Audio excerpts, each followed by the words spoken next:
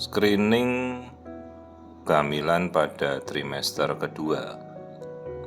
Jadi kalau trimester kedua itu berkisar antara 15 minggu sampai 27 minggu ya. Kita melakukan pemeriksaan detail keseluruhan untuk melihat seluruh anatomi bayi. Sebenarnya paling pas ya antara 24 minggu lah. Ya, jadi ukuran bayi tidak terlalu besar, kita bisa melihat dengan sangat jelas karena juga dia masih bisa bergerak dengan bebas gitu ya. Tapi enggak apa-apa, ini kehamilannya sekitar 21 minggu. Dan ini pasien juga tidak dirujuk, jadi ya syukurlah sekarang ibu-ibu sudah semakin teredukasi ya untuk melakukan pemeriksaan screening feto maternal yang menjadi sebenarnya mandatory ya kalau dari luar negeri seperti negara-negara Eropa, Amerika, Singapura, Australia, semuanya itu sudah mandatory untuk melakukan pemeriksaan screening tersebut ya.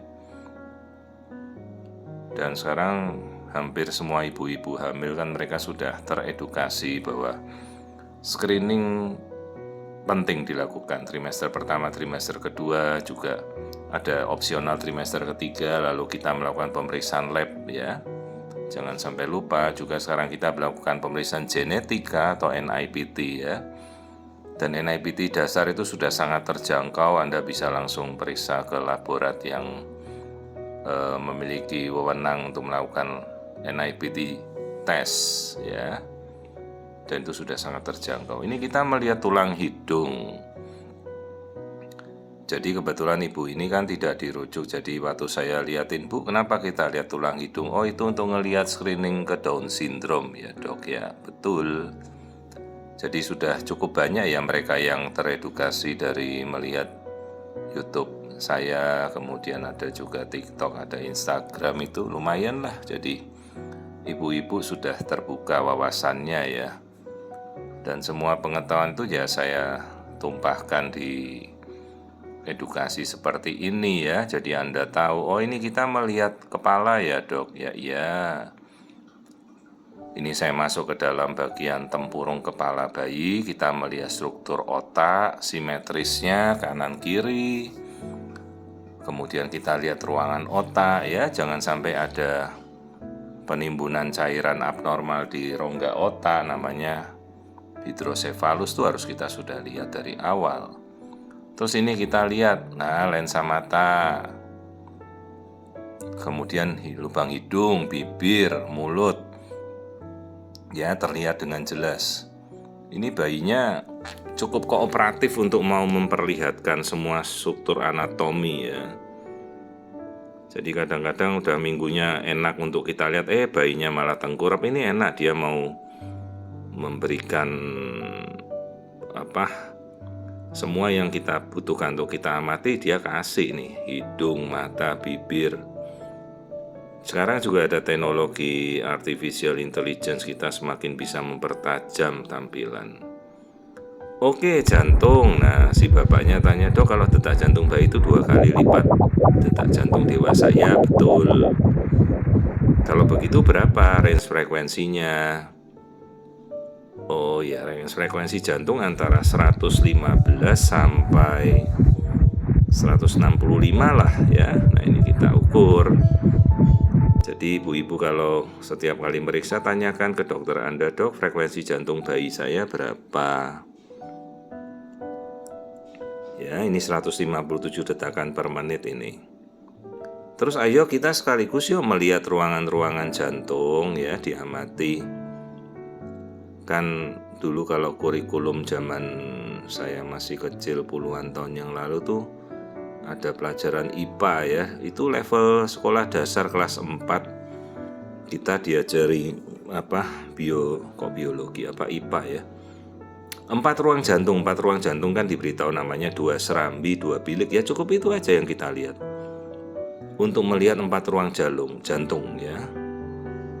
Terus bapaknya tanya, kalau bilik tuh yang sebelah atas yang bawah, kalau bilik yang atas Pak. Jadi ada bilik kanan, ada bilik kiri, ada serambi kanan, serambi kiri. Nah ini kita lihat sambil melihat aliran darahnya ya.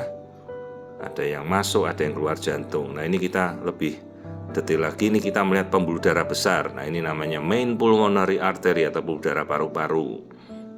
Kemudian AO itu aorta, SVC itu superior vena cava. Ini jadi three vessels, bagian pada jantung. Nah kemudian ini kita melihat ruang jantung kembali ya, kita ajari.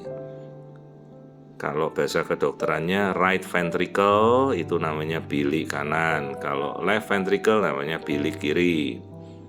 Dia dipisahkan oleh sekat ventricle. Ini right atrium atau serambi kanan, left atrium serambi kiri. Jadi kita udah melihat 4 ruang jantung, sangat-sangat detail. Karena bayinya juga kooperatif ya, dia mau kerjasama nih. Ruangan jantung normal ya, bentuknya normal, katupnya normal. Oke, kita sudah lihat. Kemudian kita mau lihat pencernaan ini lambung. Kalau lambung ada artinya apa? Bayi bisa menelan dok, ya betul.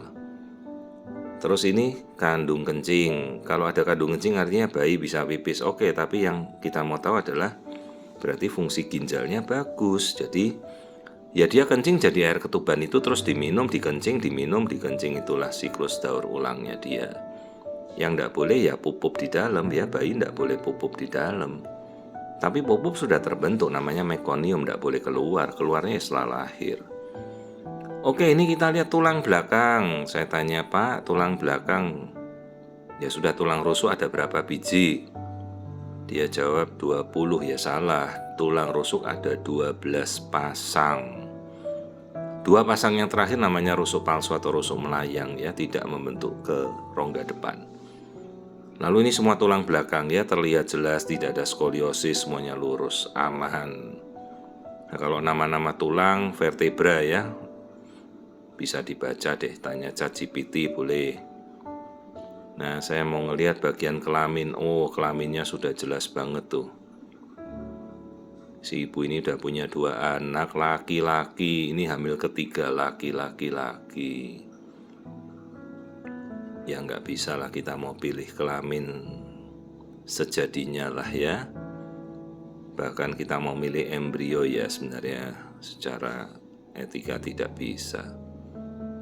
Ya jadi ini kelamin bayi laki-laki. Sebentar saya mau ambilkan, tunjukkan kelaminnya ke orang tuanya. Ya itu Pak kelaminnya tuh jelas sekali ya. Ya mereka sebenarnya tidak tahu karena ya, tapi kalau begitu udah melihat begini kan sudah jelas banget ya. Bayinya laki-laki. Oke, semuanya sudah kita perjelas ya. Jadi kelaminnya nih bayi laki-laki, sudah terlihat.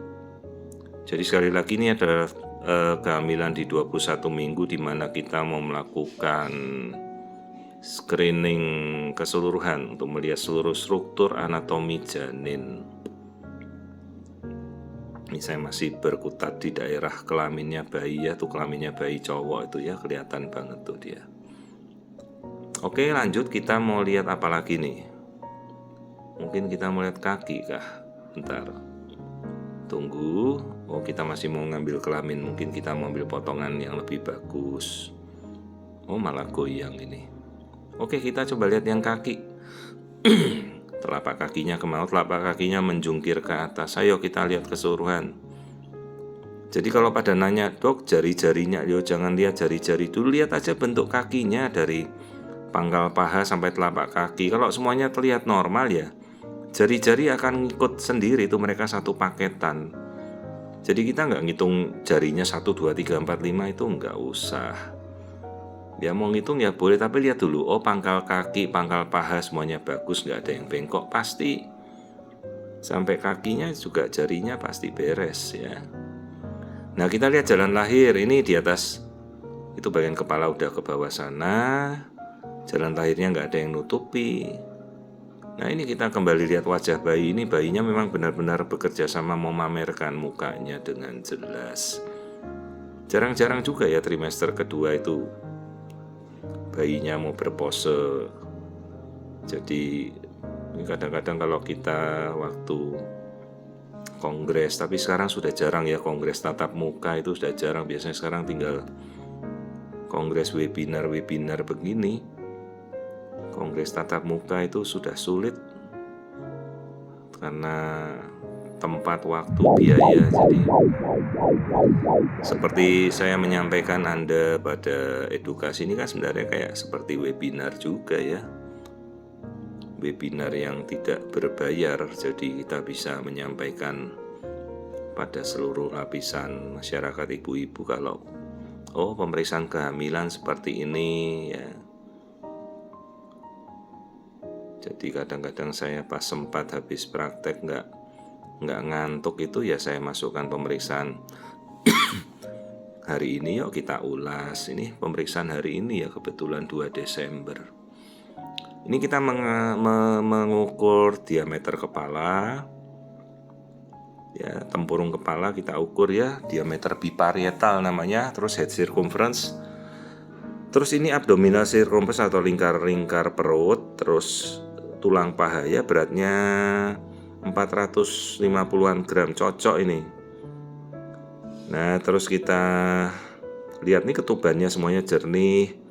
Ini saya fokus lagi mau nyari kelaminnya, tapi tadi kan sudah jelas kok ya. Nah siapa tahu lebih jelas lagi. Nggak bisa nih, pas malah dikempit ya, kelamin laki-laki. Oke, semua sudah kita lihat. Nah ini coba kita amati bagian wajah kembali. Biasa fase terakhir saya tinggal mengamati wajah janin aja. Jadi kalau kebetulan nih bayinya mau ngasih muka terus nih malah cemberut ya. Cemberut jadi bukan masalah dia sedih atau marah atau apa ya, itu hanya aktivitas dari fase dari otot muka saja, di mana fase otot muka itu kan mencerminkan perkembangan otaknya dia. Saya coba mempublikasikan nanti beberapa penelitian review bahwa otot-otot bayi itu kan macam-macam, itu dikendalikan oleh fungsi otak yang bagian mana gitu. Jadi itu nanti akan bisa kita hubungkan dengan fungsi otak si bayi dalam kandungan, bisa senyum, marah, tertawa ya. Bukan karena dia gembira atau sedih, tapi memang karena fungsi otaknya bagus. Belum bisa kita sampai tahu emosinya bayi ya, itu masih terlalu kompleks. Saya sudah mencoba untuk melakukan face detection, termasuk dari wajah bayi kita coba deteksi apa kelaminnya bayinya cowok atau cewek ya, itu memungkinkan, tapi belum sampai kepastian ya. Tapi ini yang ilmiah ya, bukan kita scan wajah ibunya terus tahu bayinya dalam kandungan cowok cewek ya, itu hanya ngawur, mainan saja. Kalau secara penelitian maka kita pakai face tracking. Kemudian yang kita track itu wajah bayi. Nah dari situ kita bisa lihat, ini mungkin usia hamilnya sekian minggu, terus jenis kelamin bayinya cowok atau cewek. Itu yang kita maksudkan sekarang ya. Dan itulah kemajuan teknologi artificial intelligence. Misalnya ini kita lakukan melihat anatomi wajahnya, terus dengan AI itu bisa dipertajam. Nanti saya coba di bagian yang lain ya. Masa itu belum sampai ke kita integrasikan di alat USG. Suatu saat nanti akan masuk, itu pasti jadi satu. Jadi inilah screening trimester kedua, kita sudah lihat semuanya keseluruhan. Sekarang saya tinggal fokus mau mengamati wajah saja dari menit-menit terakhir pemeriksaan ya. Dan ini kebetulan memang bayinya koordinatif banget nih, dia mau memberikan wajahnya, dan semua pemeriksaan dia sodorkan ya. Jadi kalau ibu-ibu mengerti, pemeriksaan feto maternal ya dok, jika ada konsultan feto di kota Anda bisa melakukan pemeriksaan. Kalau tidak dirujuk ya Anda bisa melakukan pemeriksaan mandiri kok sekarang kan ya. Tapi feto maternal memang harus dia punya gelar konsultan ya, subspesialis. Jadi spesialis kandungan yang sekolah lagi mengambil pendidikan tambahan, subspesialis konsultan. gelarnya ada khusus itu ya, namanya subspesialis konsultan feto maternal.